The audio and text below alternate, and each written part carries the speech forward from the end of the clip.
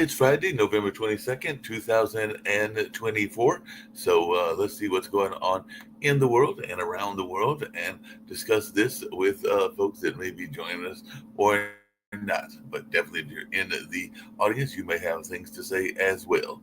Orban has invited Netanyahu to Hungary as ICC warrant divides Europe. So that's something going on in the news. And definitely, there are some people that are asking about whether countries will halt sales in the wake of the ICC arrest warrant in terms of the arms to Israel.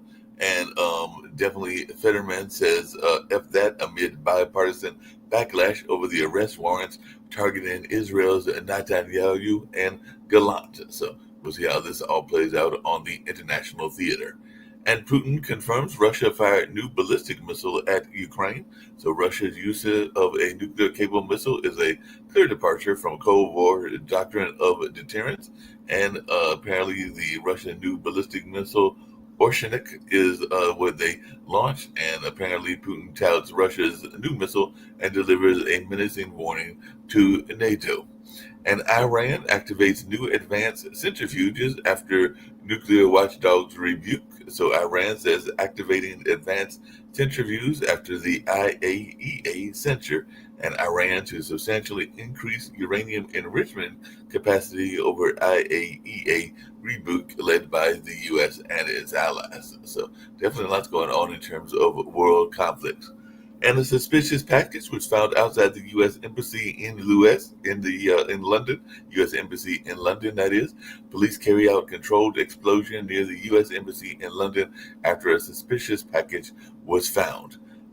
Definitely seems like U.S. embassy in London reopens after suspicious Hulk item was found. So definitely that was a controlled explosion that took place, and all along those lines. And like I said yesterday, an Australian teen was among six tourists dead as country warns of suspected methanol. So 6 tourists died in Laos after apparently drinking methanol. And definitely some people are asking, what is it and why was it in the drinks? So definitely there are some people that are saying that those deaths of the tourists in Laos raise alarm about tainted drinks. So definitely we'll see more about this story as well. And Israel strikes across Lebanon after ordering evacuation of southern towns. So Israeli strike kills 52 across Lebanon, and Hungary vows to disregard the ICC warrants, which is probably why Orban is inviting the leader of Israel to his country. And IAF strikes Hezbollah command center in terrorist stronghold of Dahe Beirut. So Israel strikes batter Lebanon, killing 5 medics. And definitely that's something else going on in the news as well. And Brazilian police accuse Bolsonaro of plotting a coup. So Jair Bolsonaro, police have indicted the former president for a coup attempt. So looks like Brazil's former president Jair Bolsonaro and several aides were indicted on charges of attempting a coup in 2022, according to police in that particular country. And the COP29 live. So definitely that climate summit is going on and it's facing fights over cash and fossil fuels as time runs out in Baku. So 250 billion climate finance offer from Rich World is an insult, according to some of the critics. And the COP29 lead negotiator says still seeking more ambitious finance goals. So definitely looks like one of the climate proposals, as I said, would see the rich countries paying $250 billion a year.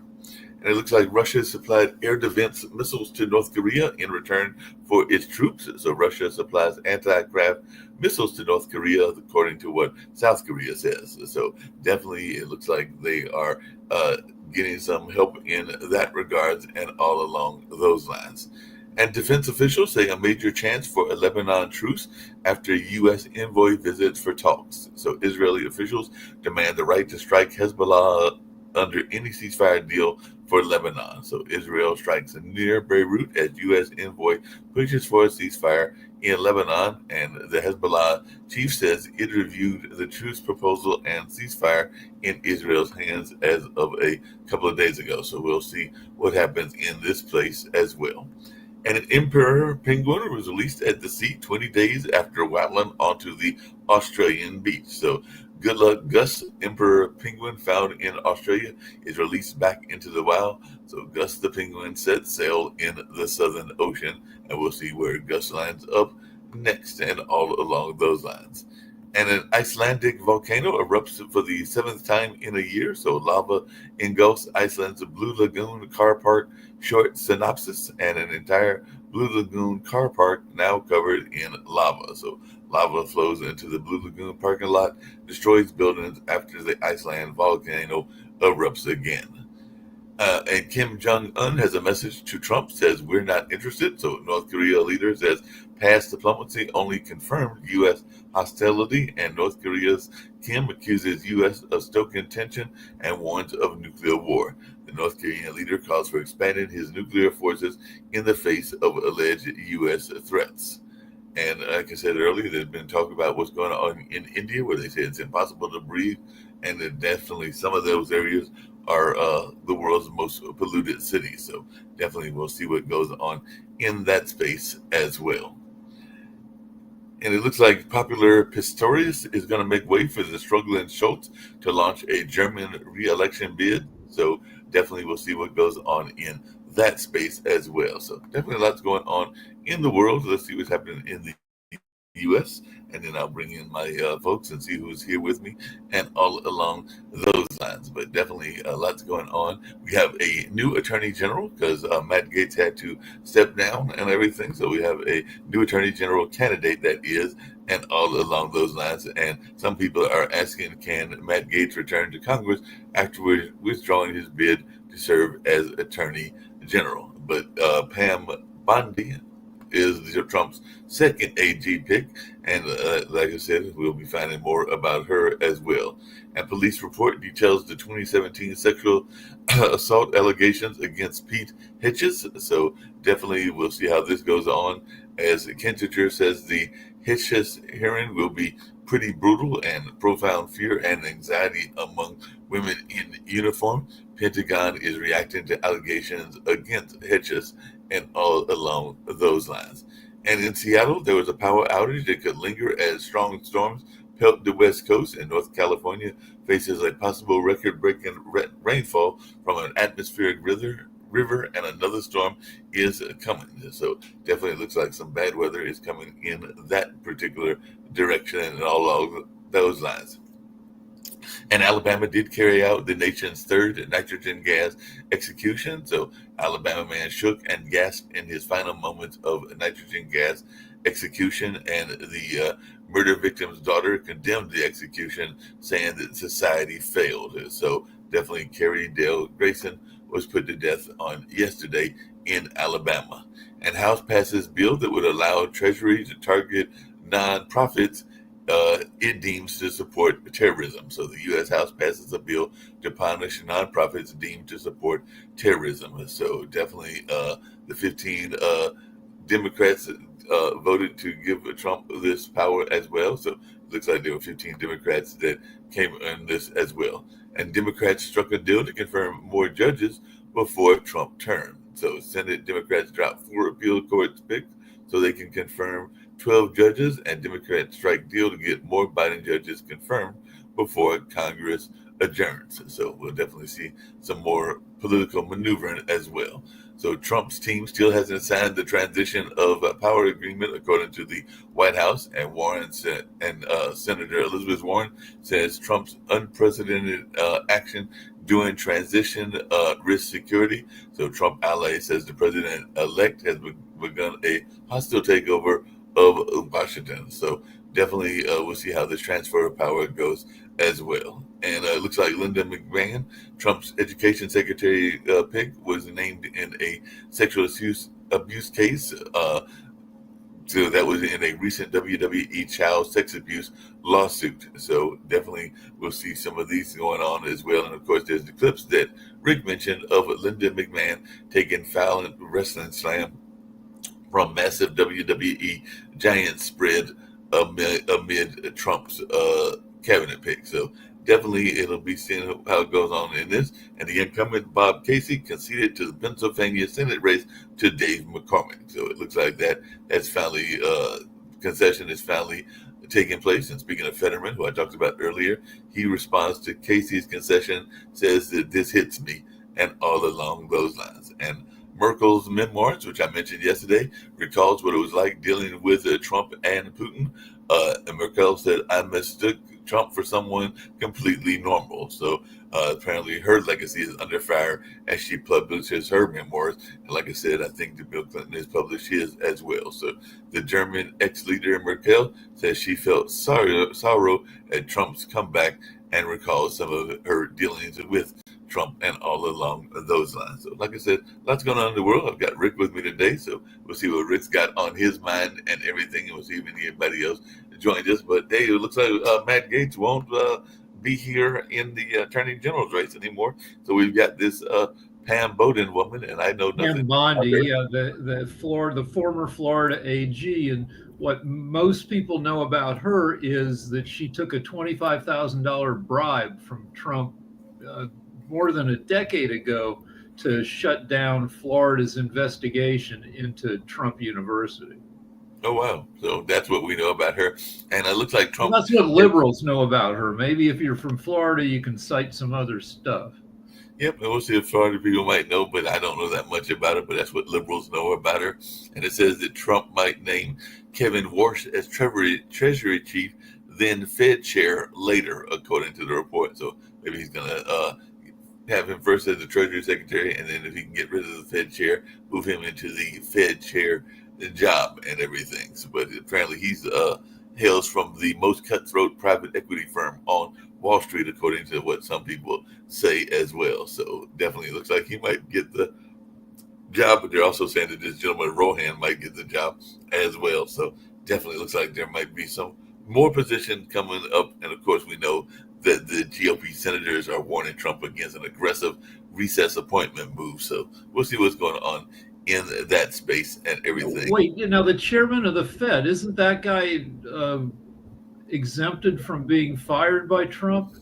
I thought so, but maybe he's planning to do some maneuvering, because I thought he was exempted as well. But we'll see if that goes on. Hey, by the way, because I know that we're on the network big supporters of education and want education reform, and apparently a GOP senator has debuted a bill to abolish the Department of Education following Trump's campaign promise. So the South Dakota Republican has introduced a bill to eliminate the Department of Education. So definitely, and they're saying Nebraska schools could feel the impact if it goes on the chopping block. So you ready for a no education department? Because apparently there's a bill to get rid of the education department. You can make arguments that various parties, the Republicans are better than Democrats at some stuff. No, not education. Republicans have had it out for public education for 10 years and more.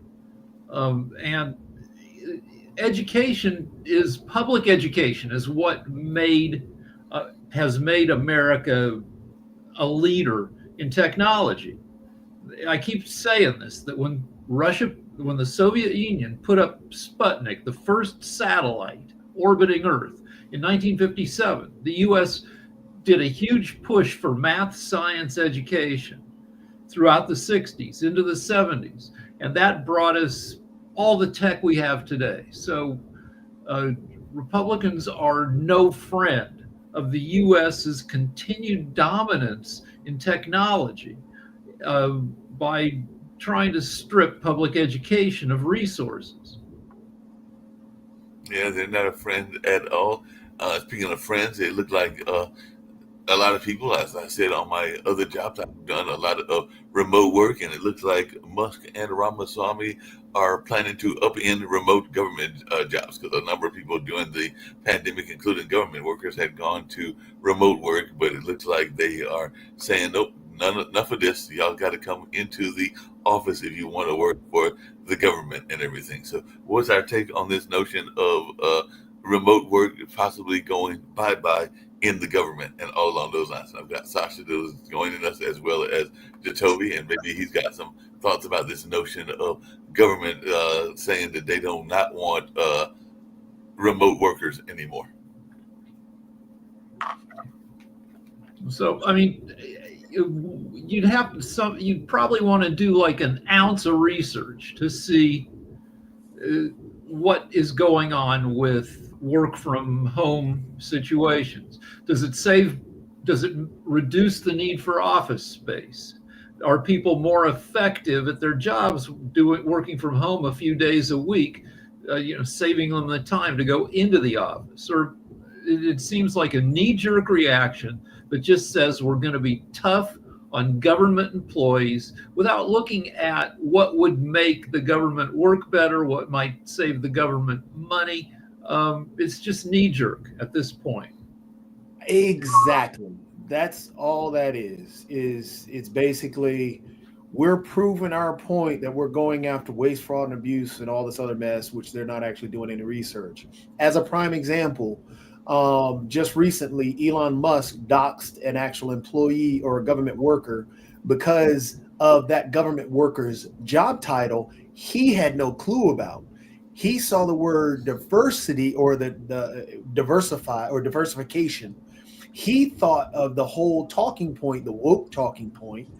Diversification was talking about how it was dealing with all the different the actual employee dealt with the ways to diversify our needs for foods and how from foods to basically a diversification. You're saying it wasn't human diversity. Yes. It was food source diversity. That employee based on the word diversity and tried to use the whole woke thing. And rather than actually looking it up or finding out what the actual job is, he actually doxed this employee and caused this employee problems. That is essentially what this whole idea around, hey, we're going to make employees work. It's just ridiculous. We're in for a long 4 years because they're not looking stuff up.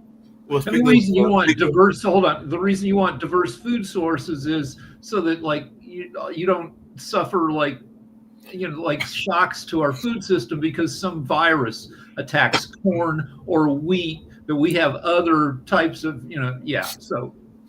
Yeah, that makes sense. You want diverse food sources, but speaking of things that are interesting, and maybe Sasha's got some thoughts around this as well, but we've got this DOGE, Dodge group that is led by Vivek and Elon Musk. Well, they just added a new person because apparently Marjorie Taylor Greene is going to lead the House subcommittee in conjunction with Musk and Ramaswamy. So she's going to chair the DOG panel in the House and everything. So what is our thoughts about this notion of Marjorie Taylor Greene being in charge of kind of like cutting government waste and everything? Because apparently they've appointed her the House subcommittee chair. So she's has a reputation well deserved for being a loudmouth. Does that mean that she would be incompetent in anything she tried? Jacoby's nodding. It seems like a weird, unproductive choice. She's a loudmouth. She's incompetent in what she does. Everybody he's put up is unqualified. Everybody the GOP is putting up are just loyalists and MAGA right-wingers to protect Trump. Remember, this is the same lady that went on an anti-Semitic rant about Jewish space lasers. This is the same woman who chased down an individual from the Sandy Hook shooting to actually, no, it wasn't Sandy Hook. It was actually one of the other. It was Florida. It was. Yep. And she chased them down to say that that's a crisis actor. She chased down AOC just to put up. She is ignorant, and but she's also a business owner. She owns a CrossFit gym, or at least used to. And I don't know, maybe when given actual responsibility, she might surprise us. My expectations are low, but I'm a freaking loudmouth. Yet I think if you gave me a real job, I might not. I mean, I've sucked at some of the jobs I've had, but other jobs I've done okay at. She's not, just because she owns a business doesn't mean that she's smart. That doesn't mean all business owners are smart. She has been ignorant and shown it. Matter of fact, if you watch some of the if you had a chance to watch some of the Senate hearings and her speaking about different things, her comments, Lauren Boebert, Larry Gohmert, Matt Gaetz, all these individuals that say all these ignorant things, they're loud, but people believe them because they're loud. And so of the three, like Gohmert's an idiot, Boebert's an idiot. She took like 3 tries to pass the GED to get her high school diploma.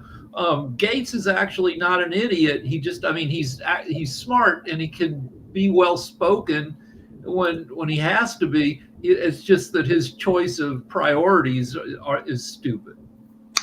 You see, wisest people elect to be loud mouths and say truly insane things. It helps them to get reelected. That's all they care about, and all their remarks, the way how stupid they sound and so on, it makes them even more popular with their audience, and that's how they get reelected. That's how they stay in Senate or in the House, getting over $250,000 salaries and free parking at Washington Airport, and that's all there is to it. There is nothing more to that. So I'm sure most of the viewers of this channel know that that's due to gerrymandering and safe congressional districts. Mm-hmm. If you're running for office in a district that is 60% or more, one party or the other, then the winner of the primary is going to win the general. Because if it's 60% Republicans, 40% Democrats, whoever won the Republican primary, and the deal is that loonier voters show up in greater numbers to vote in the primary. Most people, primary turnout is like what, 25-30% of all voters in a lot of places. And the 25% are often the crankiest, loudest, most MAGA-ish, segment of voters. So that favors loudmouths like MTG. Like Marjorie Taylor Greene and everything. But speaking of loudmouths and everything, I mentioned earlier before Jacoby and Sasha got on this notion of the education department going bye-bye, and apparently a South Dakota representative has put a bill out on the floor literally to get rid of education, and the Arkansas governor, because maybe it's going to be one of those state rights issue, is proposing a nearly $6.5 billion budget, with half of the spending increase looking like it's going to things such as education and also maternal health, because that's what's topping Sarah Huckabee Sanders' budget plan and everything. So are we going to see more education going to the state level, and are they actually going to get rid of the federal Department of Education? What is y'all's take on that, and should they get rid of the federal Department? I don't quite understand what you're saying. Are you saying that Sarah Sanders is increasing state spending in Arkansas? Yes. Well, I think she's a jerk, but if she's doing that, that's a good thing. It's better than states like Oklahoma, when they had Brown back in as governor, that cut education funding so much that they couldn't even have school 5 days a week. They had to go to a 4-day schedule because they couldn't pay people. They couldn't afford to keep the buildings open. If Trump's people are going to hobble education, then yeah, the states will or should do more. Yeah, and it's a So $6.5 it billion is dollar a budget. Hold on a second, with a $182.5 million increase is what she's asking for in Arkansas. their states will not be able to fill the void of the money coming from the education department. It's just not happening. The idea to remove education from the federal level is horrendous. Not only because you can't fill that void, so as you point out in Oklahoma, they can't even they can't even pay back, and even Sarah Huckabee Sanders increasing. This is the same woman who spent extra money on a pedestal that she got caught spending money on, also spent money on her friends and all this other stuff. So this crooked woman is going to now increase spending on something that she's actually going to cut, because normally the Republican Party, the first thing they cut is education. So that money is not going to where it's needed to be. What they're trying to do is actually privatize education, which actually makes it where education is a pay to play situation, which harms any low-income family, middle-income family. The only ones who can't afford it will be educated. Even worse, the amount of money that the education department from the federal level that helps pay for those individuals with special needs, and with the jump in actual testing around autism and other special needs, it's going to harm the whole special needs community, because that money will no longer be there. States will not pay for these special needs programs. So all that money that we're saving for these, that is coming from the federal level for these special needs programs, it's going to be taken away. So now you got families that can't even afford to pay for the actual medications that their children need, the treatments that their children need. We're not going to have the teachers dealing with IEPs and everything else that their children need. So now you're going to have a whole swath of the society that will not have education due to the fact they thought, oh, hey, let's take away the education department because, there's so much waste, fraud, and abuse. So let's talk. I mean, even in California, let's talk about California, where I've lived for, I don't know, almost 30 years. So in 1977, California passed Prop 13, which put a ceiling on how much your property taxes could increase per year. And property taxes are a huge source of funding for public education. So my wife and I have been in our house for 26 years, and our house is worth about 6 times what it was worth when we bought it. But our property tax hasn't gone up nearly as much, so we're only paying about 1/3 of 1% in property taxes, thanks to Prop 13. And you're never going to get rid of that thing because people will not vote to increase their taxes. And so, California public schools, LA public schools, state public schools are consistently underfunded. But in LA, Rich Whitey, who works in entertainment, sends his and her kids to private schools that run $50,000 a year, which is crazy, but people pay it. But if you're paying, if you're one of those families that's lucky enough to be able to pay $50,000 a year for your kid to go to 7th grade, you don't care about public schools. Well, speaking of that, hold on a second, Toby. Speaking of that, MIT is now offering free tuition to families earning less than $200,000. So that seems like a lot of money, but apparently they're going to waive tuition for families making less than that. So undergraduates with family income below $200,000 can expect to attend MIT tuition free starting in 2025. So are we going to see more offers like that? Because when I think of tech schools, MIT is definitely one of the leaders. So it is awesome that MIT is doing the tuition free for $200,000 or less, and actually a full ride, full tuition if you're a single family up under $100,000. So there's a lot to it. However, let's take into account the realities of the situation and why these things really are going to have very minimal effect, regardless of how many colleges do it. These students or these individuals that they're reaching out to, they're going to be in low performing schools. How many individuals are going to go to MIT from the middle of, we're in North Carolina, Mark, we're in Durham. How many kids are going to come at a hillside and go straight to MIT? It's a low performing school, so therefore not many people are going to be able to take up on that offer at MIT. If you look into Stanford or look into these other schools, so really it's a great idea and a great thing, and I wish more would do it.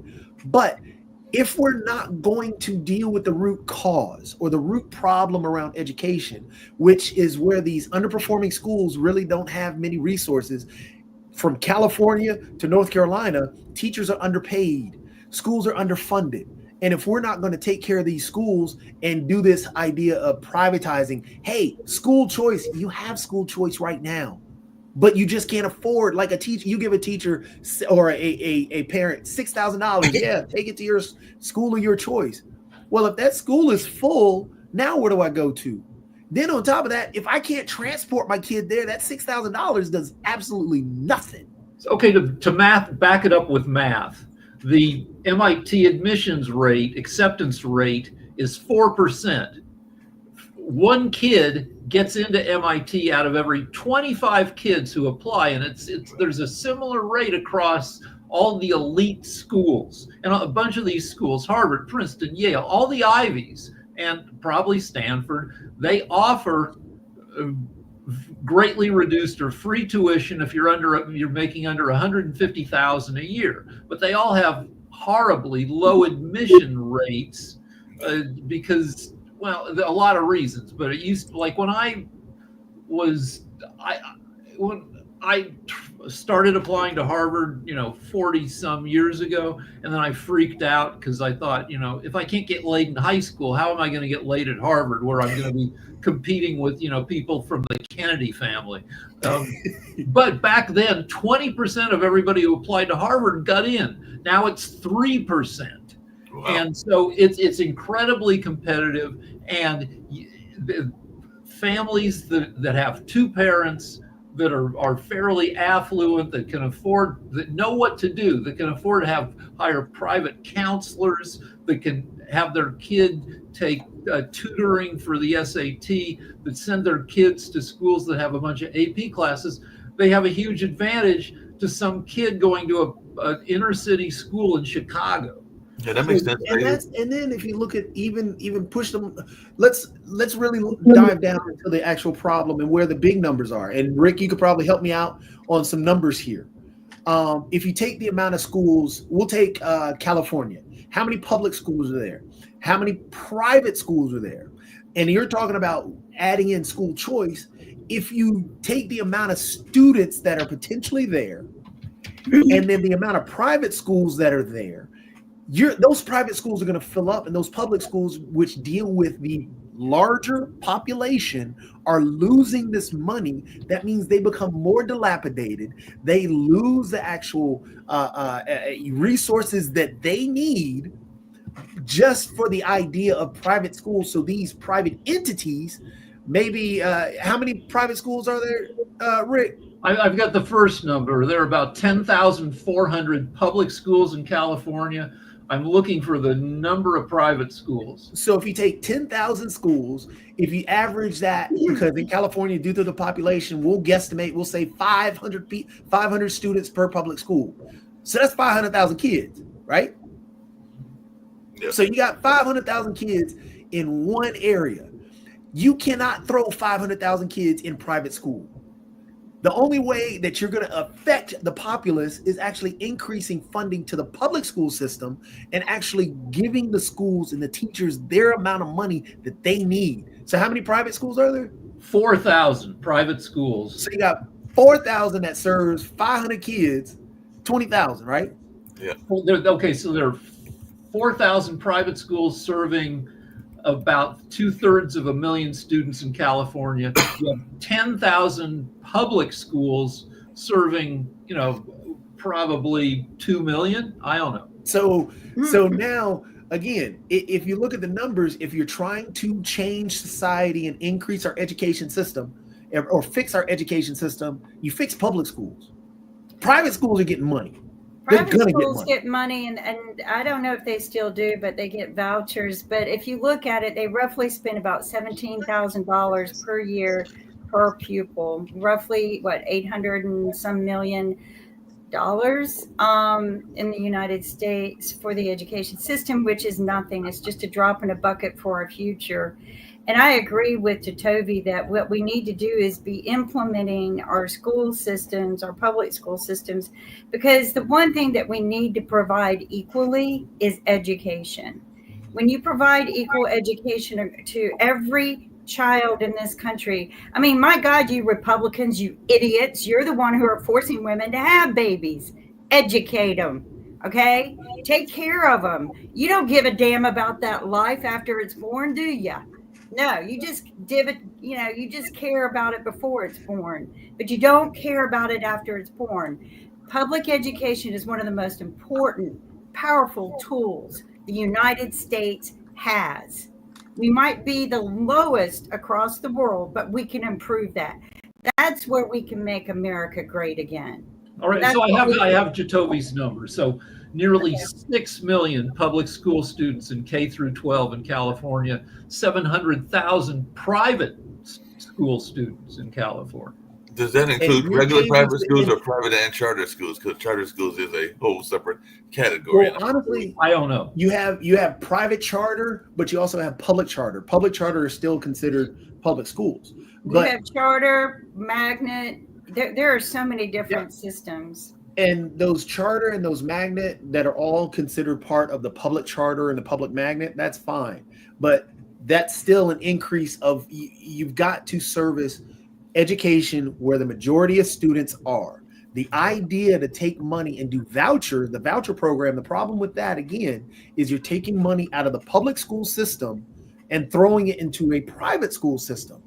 That means that those students that are actually being affected, because even though we say that $17,000 per pupil, that's spread across all the pupils, giving them access and resources at the particular schools across the board. But you take that voucher program takes that money away, gives it somewhere else, so you don't have access to that. Another problem with removing the Department of Education is the fact that you're going to deal with the Head Start program. Head Start itself is one of the early education programs. It helps kids. If we're talking about servicing kids, I think what we're doing is we're kind of approaching this wrong. What we need to do is get a bunch of parents to go to Congress and ask, why are you debunking the public education system, and what are you going to replace with the use of that money? Because my tax dollars, even though my children don't use that part anymore, I have no problem funding schools.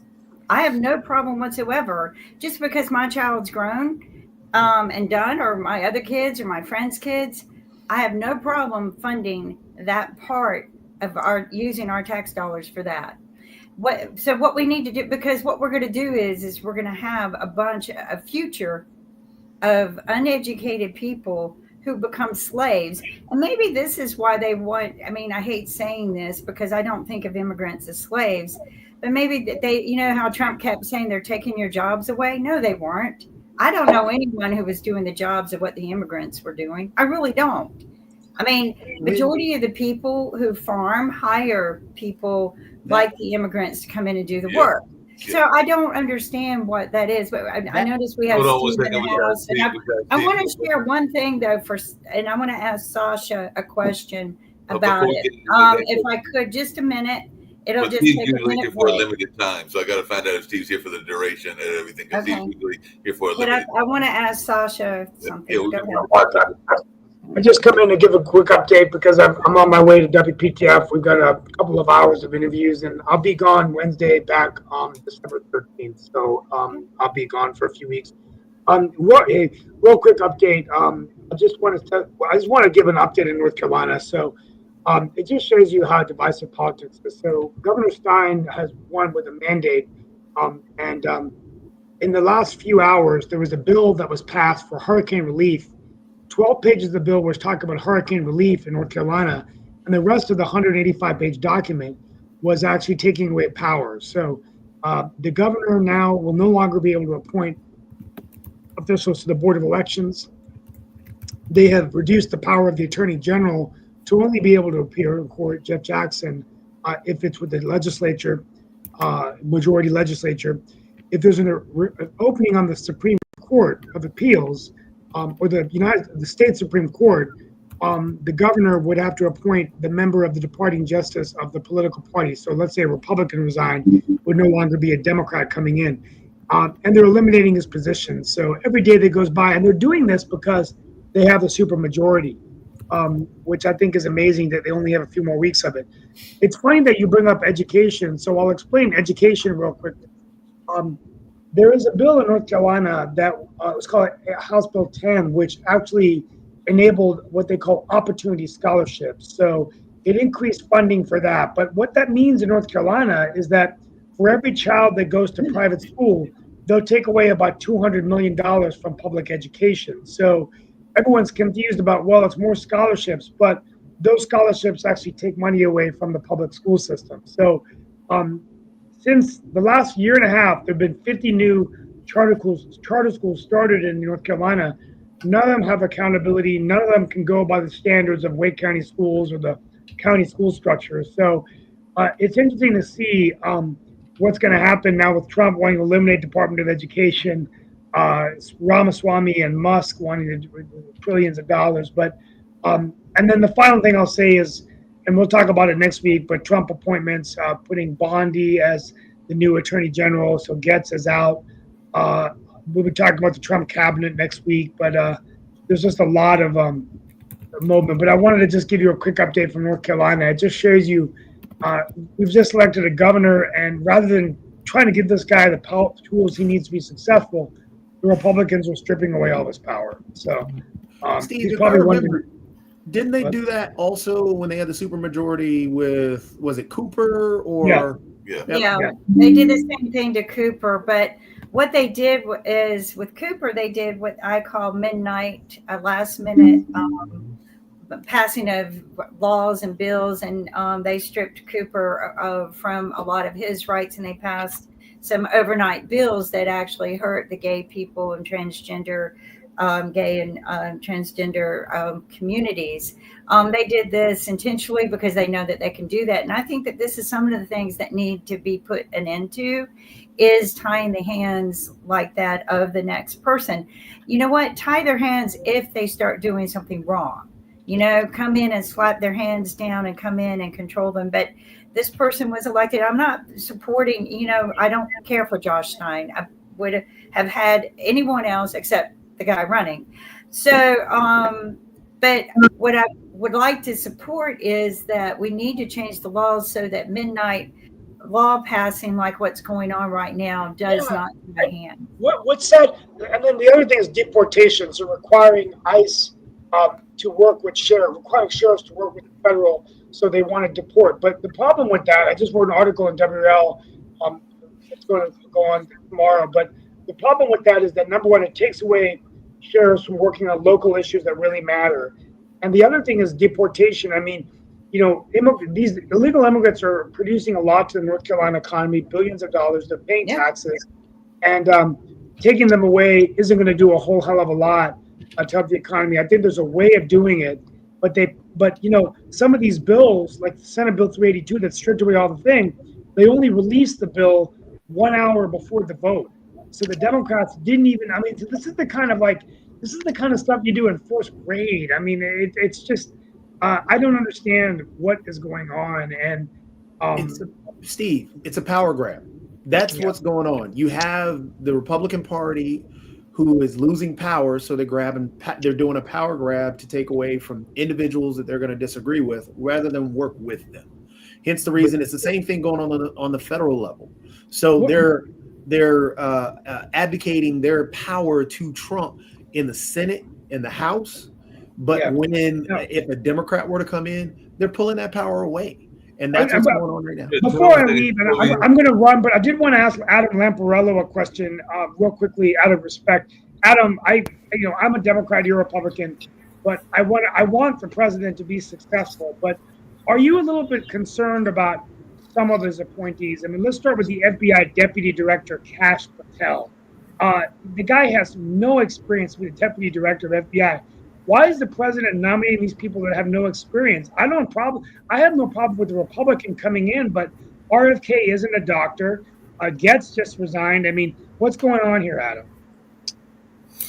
The answer is no. I don't have a problem with his nominees at this point. I did have a problem with Matt Gaetz because I believe Gaetz to be an immoral man and a very corrupt individual. I do not have a problem with the rest of his picks at this point because, number one, let's wait and see what they do before we prejudge it. Number two, I do think they bring some outside the box real world experience to the table. They are not establishment type picks, and that is attractive to me. Well, I mean, I think Rubio's good. There are some that I think are good, but some of these, like, I mean, regardless of whether it's Cash Patel, I just think to be the deputy director of the FBI, you need to have a law enforcement background. You need to have experience in the agency. He doesn't have any of that. I mean, that's the thing. I'm just saying I think it's important for the president, if he's going to have a successful FBI, to have people in there. That's all I'm saying. I'm not trying to go after individuals, but RFK doesn't have any healthcare. Well, RFK may not be a doctor, but RFK does bring an agenda that I think will be beneficial to the American people, which is preventative medicine, and which is getting rid of all the poisons that they put in foods that cause obesity, diabetes, and a host of other things. I do share and understand your concerns, but I think they're premature at this point. I'd rather wait to see what happens in a spirit of bipartisanship before we make any judgments to further, divide the American people. I want to go back to something.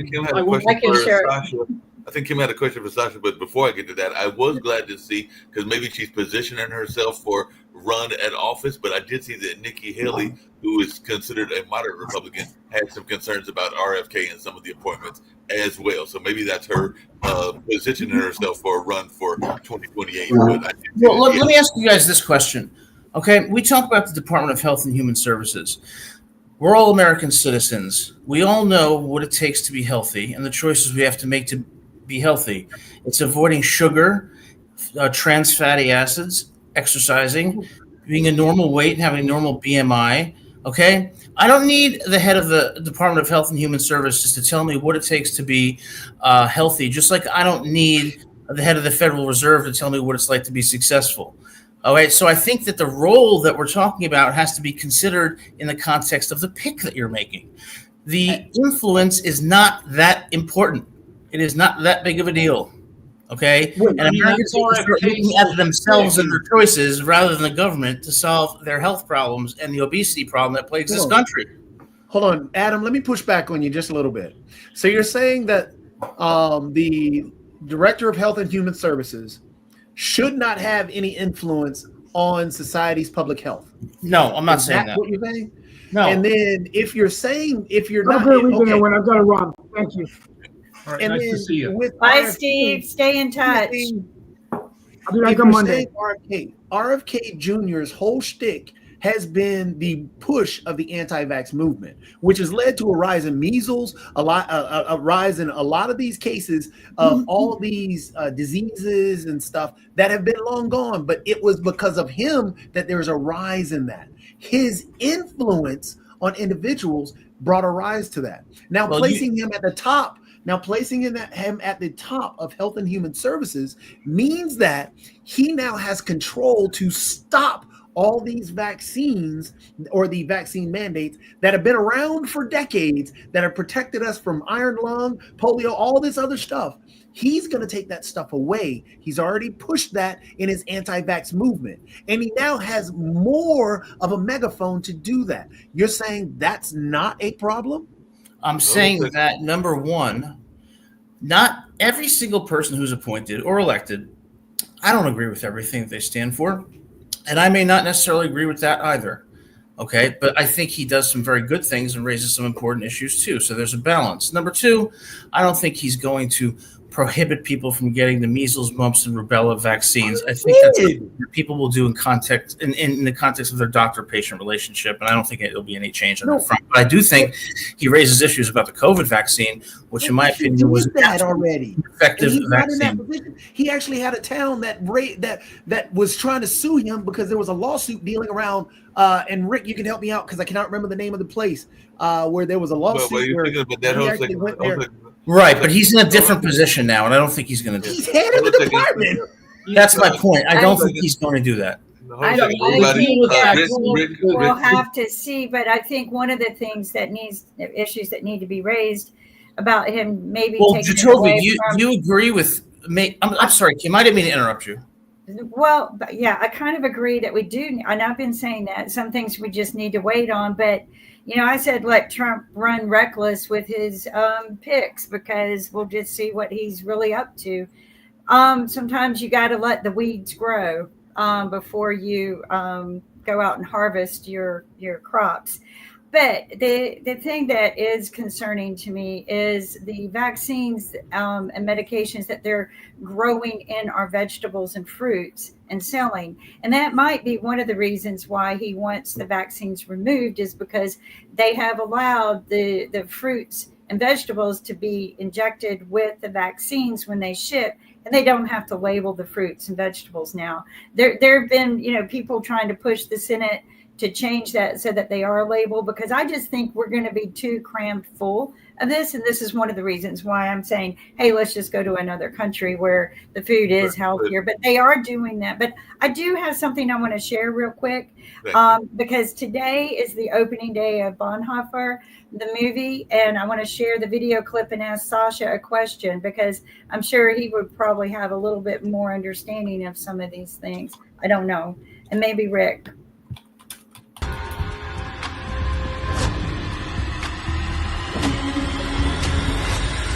Because when the Nazis first came for the socialists, I didn't speak out because I was not a socialist.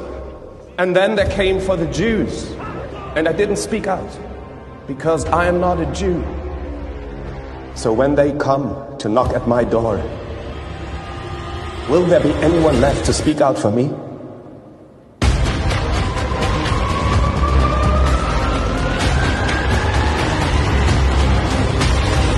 Go tell your Führer that he's not bigger than God. It looks like a pretty powerful movie. But I just don't know. You guys know history more than I do. Yes, Rick. So there's been a thing that it's not a fair portrait of the Jews under Hitler, that they were passive and didn't fight back, and they were just bundled off to the camps and into the ovens. They fought. I mean, they were lied to. We'd never seen a Holocaust of this scale in history.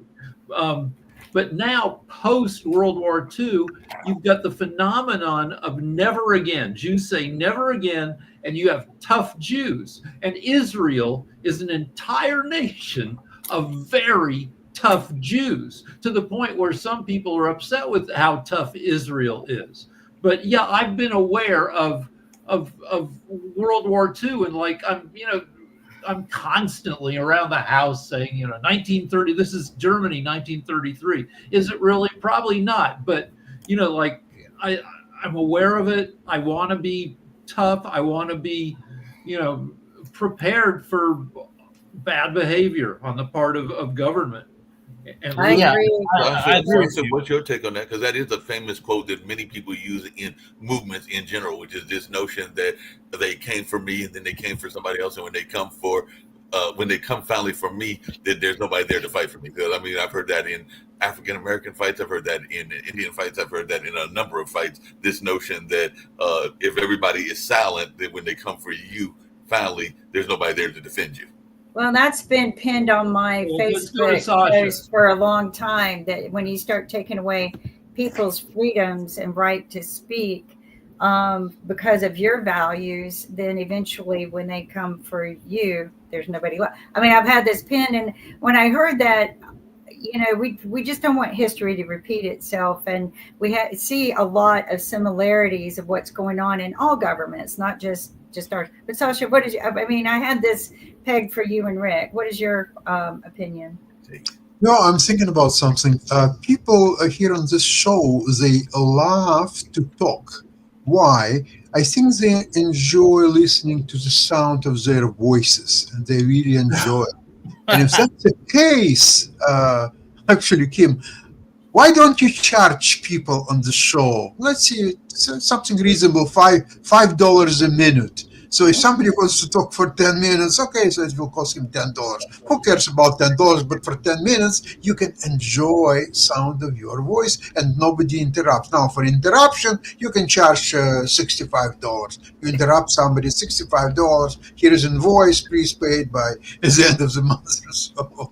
Okay, now speaking seriously about this movie, it's it's a multifaceted situation. Remember that the Holocaust didn't start with deportation of Jews to Auschwitz and killing them there. No, it took several years. First, there were some restrictions on businesses that the Jews could own. Okay, once done that, then there was a Kristallnacht. There was so many things that slowly they degraded Jews to lower and lower status.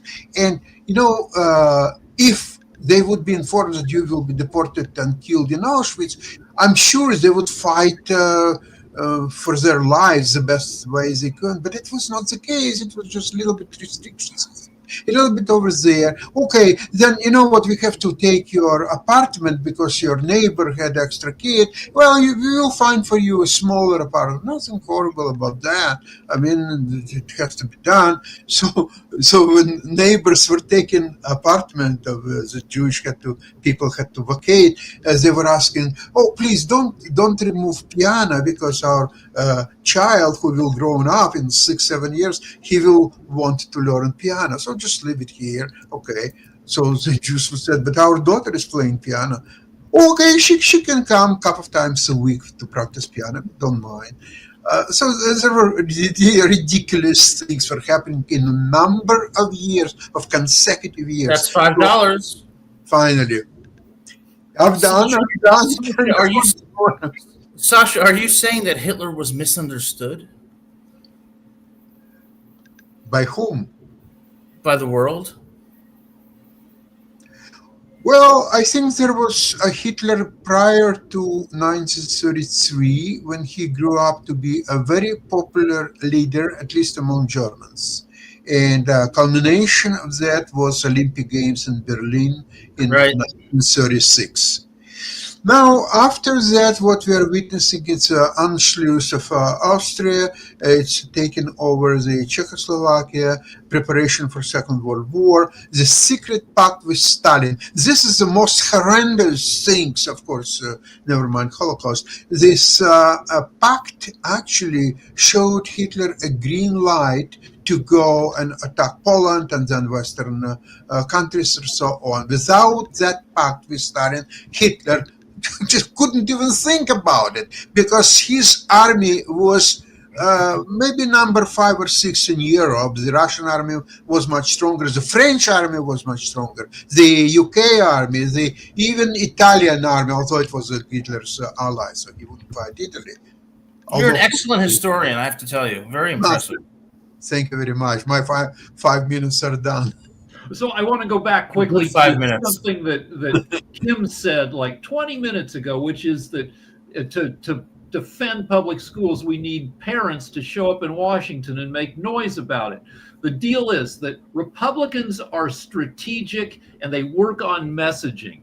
Democrats typically are passive, and Democrats think, well, we're so good-hearted, people will see our goodness and come to us. No.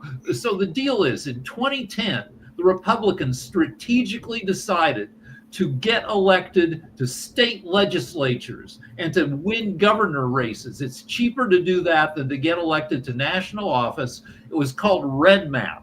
And the Republicans successfully took over like 3/4 of the state houses in America and gave them a ton of power for the next 10, 15 years. And then 5 years ago, the Republicans were like, all right, that worked pretty well. Let's play even smaller ball and go for school boards.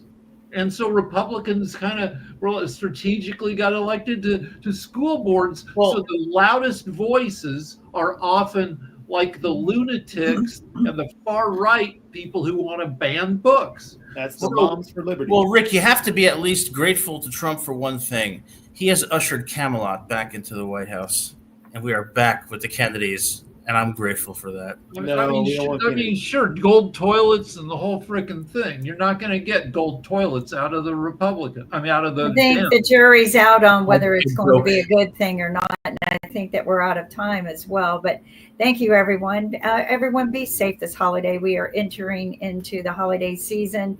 So watch where you're going, what you're doing over the weekend. Do not drink and drive. We have Ubers and share rides and friends. Spend the night, crash wherever you're at. But please avoid any substance use and driving. I've noticed a lot of people smoking pot and driving, and this is very concerning to me. So, please just be careful of what you're doing. Enjoy your weekend. Love you all, and Bye-bye. we will head out of here. Take care.